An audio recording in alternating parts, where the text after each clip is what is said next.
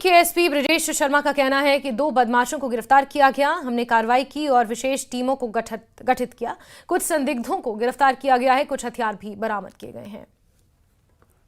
इस वक्त जुड़े हैं एसपी रूरल ब्रजेश शर्मा। इन्होंने जो इनकी और इनकी टीम ने 10 दिन के अंदर ही एक बड़ा एक फायरिंग इंसिडेंट जो है उस केस को सॉल्व किया है। सर, इस इंसिडेंट के बारे में पहले बताएं कि क्या था ये और क्या माजरा था पूरा।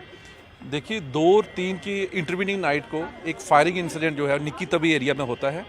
उसमें जो है इरफान नाम का बंदा जो है वो इंजर्ड हो जाता है। वो गुजर नगर का रहने वाला है। तो उसके बाद एक एफआईआर रजिस्टर हो जाता है।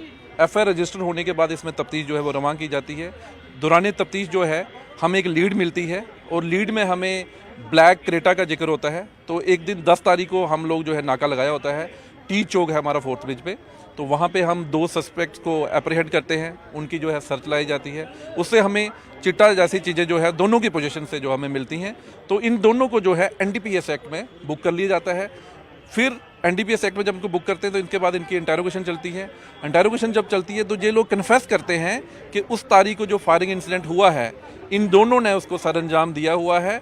और इनके डिस्क्लोजर पे हम एक पिस्टल, 16 लाइव राउंड्स जो है मोहम्मद हुसैन खटाना और मोहम्मद रमज़ान जो हैं, इन दोनों के डिस्क्लोजर पे मोहम्मद हुसैन खटाना के घर से हम जो है वो रिकवर करते हैं। आज की डेट में वो भी सीज़ कर दिए हमने। पिस्टल हो, लाइव राउंड्स हो, साथ में जो ब्लैक रेटा आप पीछे मेरे देख रहे होंगे, ये भी उस केस में जो है वो सीज़ कर दिए गए। इरफान नाम का बंदा है, ये शायद उनको इन्फॉर्म कर सकता है हमारी मूवमेंट के बारे में, तो उन्होंने इसके ऊपर जो है वो अटैक किया है।